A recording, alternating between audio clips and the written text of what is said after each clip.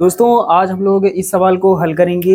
ये जो सवाल है ये समांतर श्रेणी क्लास 10th का है। तो एक बार सवाल पढ़ लेते हैं, उसके बाद इसको हल करते हैं। बहुत ही आसान सवाल है। तो यहाँ पर लिखा है किसी एपी, एपी का मतलब समांतर श्रेणी।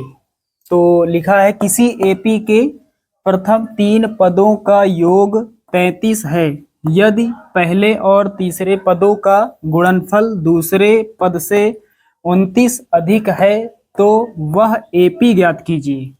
तो यहाँ पर हमें एपी बतानी है, समांतर श्रेणी बतानी है। चलिए हल करते हैं। तो साथियों सबसे पहले लिखेंगे हल। तो सवाल में लिखा है किसी एपी के प्रथम 3 पदों का योग।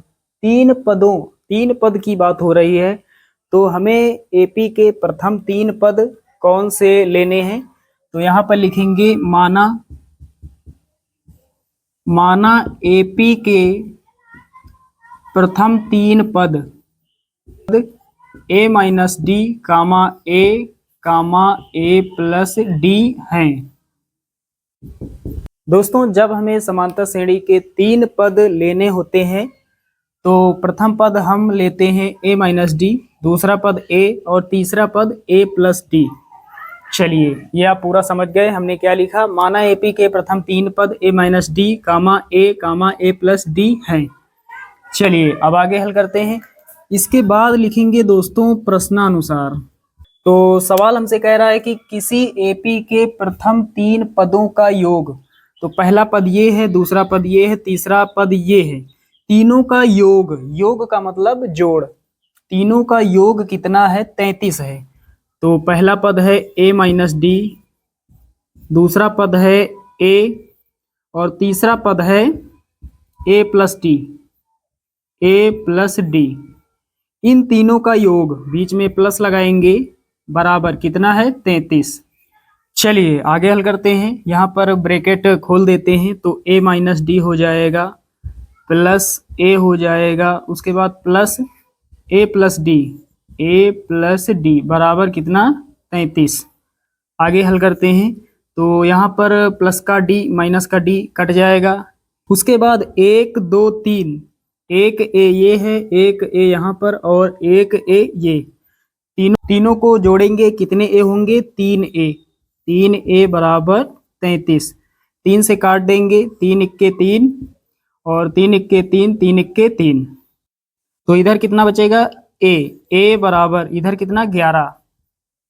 तो पहली शर्त के अनुसार हमें ए का मान प्राप्त हो गया। ए क्या है, प्रथम पद।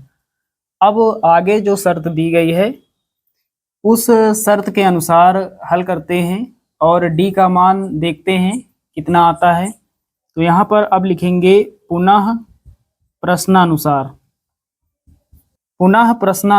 अब आगे हमसे सवाल कह रहा है यदि पहले और तीसरे पदों का गुणनफल दूसरे पद से 29 अधिक है। चलिए जो कह रहा है उसी के अनुसार यहाँ लिखते हैं।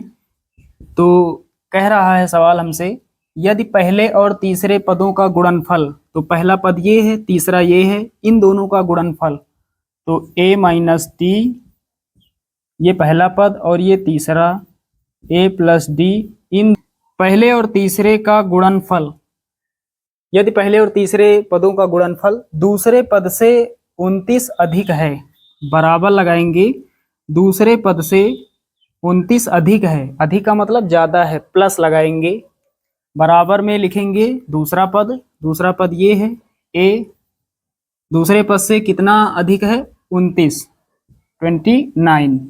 चलिए ये दूसरी शर्त के अनुसार हमें प्राप्त हुआ है। यहाँ पर देख पा रहे हैं एक ब्रैकेट में ए माइनस बी, एक में ए प्लस बी। ए स्क्वायर माइनस बी स्क्वायर का सूत्र बनेगा। ए का मान ए है तो ए स्क्वायर हो जाएगा, बी का मान डी है तो डी स्क्वायर हो जाएगा। उसके बाद बराबर लगाएंगे ए प्लस 29। यहाँ पर दोस्तों ए का मान रख देते हैं। ए बराबर कितना प्राप्त हुआ, 11। तो ए के स्थान पर 11, तो 11 का स्क्वायर हो जाएगा माइनस डी स्क्वायर बराबर ए के स्थान पर 11 प्लस 29। अब यहाँ पर डी स्क्वायर माइनस में है, इधर आएगा प्लस में हो जाएगा, तो इधर 11 है, 11 का स्क्वायर 121।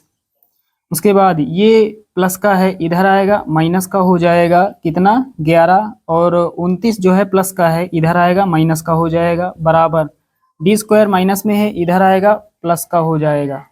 ये आगे हल करते हैं। 121 पहले लिख लेते हैं, माइनस का 11 माइनस का 29 कितना हो जाएगा, दोनों के आगे माइनस है, माइनस रहेगा, संख्याएं दोनों जुड़ जाएंगी, क्योंकि एक समान चिन्हों वाली संख्याएं जुड़ जाती हैं और चिन्ह वही रहता है। तो 9 1 कितना हो जाएगा, 10 10 का 0, 2 1 3 1 4, तो 29 और 11 40 हो जाएगा। अब 121 में घटा देंगे 40, कितना बचेगा, तो यहाँ पर कितना है, 1 है, पहले 1 लिखेंगे, फिर 12, 12 में 4 जाएगा, 8 बचेगा, तो 81 बचेगा, बराबर कितना, इधर कितना बराबर में इधर डी स्क्वायर लिख देते हैं, फिर बराबर में डी स्क्वायर।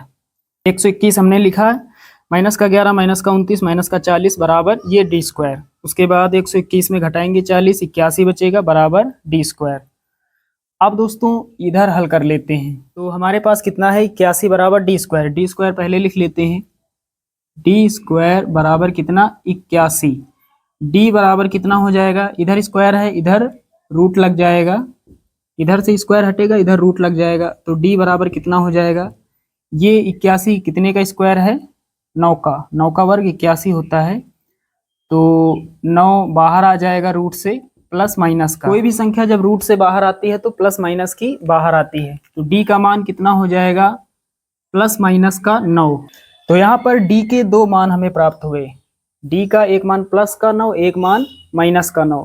तो जब प्लस का 9 रखेंगे तब एक अलग एपी प्राप्त होगी, और जब माइनस का 9 रखेंगे तब एक अलग एपी प्राप्त होगी। देखेंगे जब ए बराबर 11, प्रथम पद कितना 11, और डी बराबर कितना प्लस का 9 ले लेते हैं, तो हमने 3 पद लिए हैं यहाँ पर शुरुआत में, माना एपी के प्रथम 3 पद, ए माइनस डी, ए कामा ए प्लस डी, तो ए माइनस डी, ए का मान कितना 11 माइनस डी का मान 9, कामा ए का मान 11, कामा ए प्लस डी, ए का मान कितना 11 प्लस 9, ए प्लस डी, ए का मान 11 प्लस डी का मान 9। तो यहाँ घटा देते हैं, 11 में 9 जाएगा, 2 बचेगा, और फिर 11 लिखेंगे, कामा 11 प्लस 9 कितना हो जाएगा, 11 प्लस 9 20। तो एक एपी ये हमें प्राप्त होगी जब डी का मान 9 हम लेंगे, यानी धनात्मक लेंगे। अब उसके बाद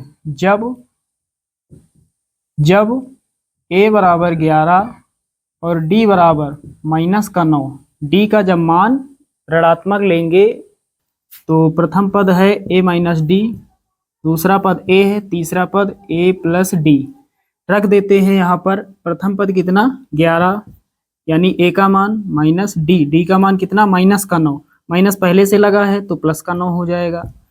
उसके बाद कामा लगाएंगे, ए प्रथम पद कितना 11, फिर है ए प्लस डी, ए का मान कितना 11, प्लस लगाएंगे, डी का मान कितना है माइनस का 9, माइनस का 9। अब आगे हल करते हैं, 11 9 20 हो जाएगा, कामा 11, उसके बाद माइनस गुणे प्लस, माइनस गुणे प्लस माइनस होता है, तो 11 माइनस 9 कितना बचेगा 2। तो इस तरह से एक हमें दूसरी एपी प्राप्त होगी। तो कुल मिलाकर हमें 2 एपी प्राप्त होंगी, एक एपी 2 कामा 11 कामा 20 डॉट डॉट, और एक एपी इसी का उल्टा, यहाँ पर देख पा रहे हैं, पहले 20 फिर 11 फिर 2, इस तरह से। तो ये सवाल हल हो गया। तो यहाँ पर नीचे लिखेंगे अतः यहाँ 2 एपी प्राप्त होंगी, जैसा कि आप देख पा रहे हैं सवाल हमारा सॉल्व हो गया। तो साथियों, उम्मीद करता हूँ कि ये सवाल आप सभी लोग अच्छे से समझ गए होंगे।